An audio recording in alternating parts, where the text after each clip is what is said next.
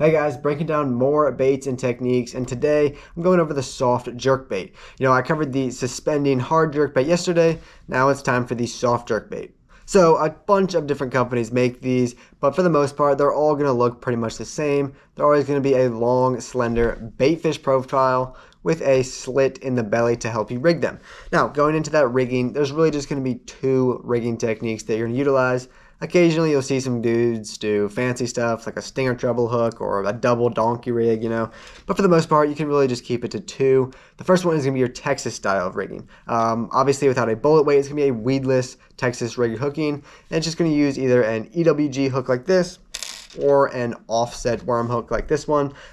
When choosing between the two, it pretty much comes down to personal preference. The size is really what matters the most, though. If you are going with the offset worm hook, you can't use anything other than, or anything lower than a 4/0 size. I recommend a 4 or a 5/0 with the offset worm hook. And then with the EWG, the 4/0 is pretty much perfect. You could maybe get away with a 3/0 even downsizing because you have that extra gap there. But really, the 4/0 is perfect for the EWG hooks, and then 4 or 5/0 for the worm hooks.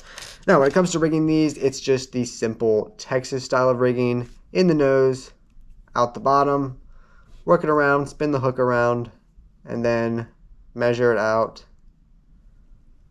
and go up to the belly, and it looks like that. Weedless, Texas rigged. This is the most classic and popular way of rigging this bait. Now, the other way of rigging it is going to be nose rigging it. You're going to take a little finesse hook like this one, a tiny little finesse hook, either a wacky or Nico rig hook, and you're just going to nose hook it just right up through the nose, like so, exposed, small hook. Now, when are you going to use one over the other? Pretty much, if you're fishing around heavy cover, you're going to fish the weedless Texas style of rigging every single time. It just allows you to fish it anywhere weedlessly. You can fish it on heavier gear, so you can pull bass out of cover.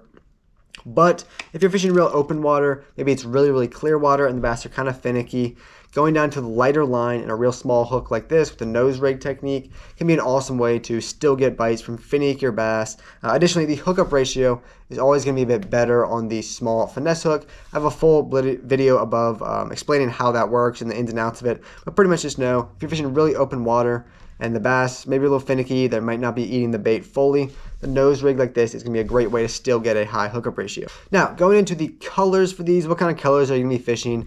Pretty much keep it really simple. You're either going to use a white for shad, some sort of smoke gray like this one when you're imitating shad. This is my personal favorite. I probably fish some sort of smoke gray, smoke shad like 90% of the time. But the third color is going to be, if you don't have any shad in your body of water, some sort of green pumpkin to imitate the bluegill is also a great option. But if you do have shad in your body of water, for the most part, it's going to be either a white like pearl or a smoke silver like this one.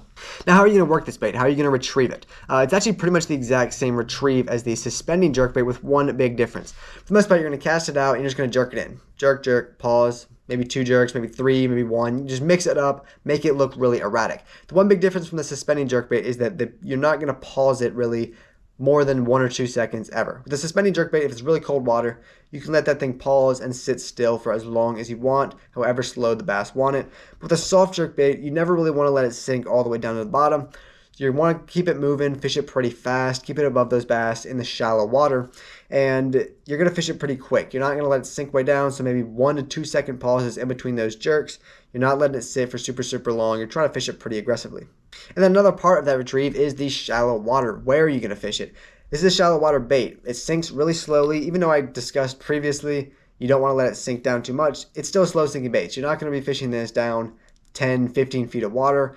Kind of that 1 to 5 foot range is where it really, really works. It's a shallow water bait. You're going to keep it up just under the surface for the most part. That's where you're going to fish it. Now, if you're fishing for like schooling bass way out deep, you can still fish it in 25 plus foot of water, but you're still fishing it in shallow water pretty much because you're only keeping it in the top portion of that water column. The suspended bass are feeding up. They might only be 5 foot under the water, those suspended bass.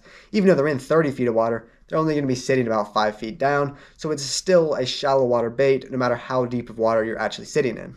Now, when are you going to fish a soft jerkbait? For the most part, these are a fantastic lure all year round except in the wintertime.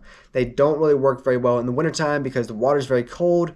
Bass don't really want to move very quickly to eat an erratic, fast-moving bait like this. And additionally, most of the bass are going to be actually out deep, and instead of suspended just under the water column, in the winter they're actually going to be down towards the bottom in that deep water. So there's not a lot of bass shallow. There'll always be some, but there's not very many. And even the bass shallow or deep don't want to move very fast and chase an erratic bait like this. But it works tremendously all year round. As soon as the bass start pushing up shallow in the early pre-spawn, when the water starts warming up, they start feeding on bait, getting more aggressive, and then it'll carry all throughout the summer. When there's lots of vegetation throughout the summer, just rig it weedlessly with one of these. You can fish it through all types of vegetation and grass, catch fish all summer long, and then into the fall season, they start pushing bait again, really getting aggressive, cruising the shallows and chasing bait during the fall. And a Fluke soft jerkbait is still tremendous during the fall. So really it's a year-round bait except for the winter season. Now, what kind of gear are you going to be fishing this soft jerkbait on? Pretty much, if you're fishing it weedless, Texas hooked with like an EWG or offset hook, you're going to be fishing on bait casting gear. You need the extra power to set the hook properly with those thicker, bigger hooks, and you also need the heavier line and rods to fish that grass or wood, whatever kind of targeted structure you're fishing when it's weedless like that.